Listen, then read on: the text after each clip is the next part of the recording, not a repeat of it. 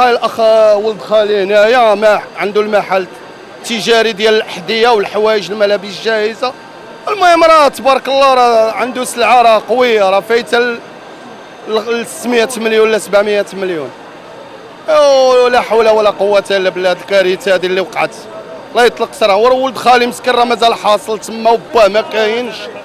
واش غنقول لك؟ لا راه حنا واحلين هنا والله يفاجئ. راه كاينين بزايد، راه قيصريه كبيره، هذه قيصريه كبيره بزاف. راه على الاقل تكون شي 45 ولا اكثر. الله يحسن عوانهم في هاد العواشر. راه يحسن عوان هي المساكن الضحايا.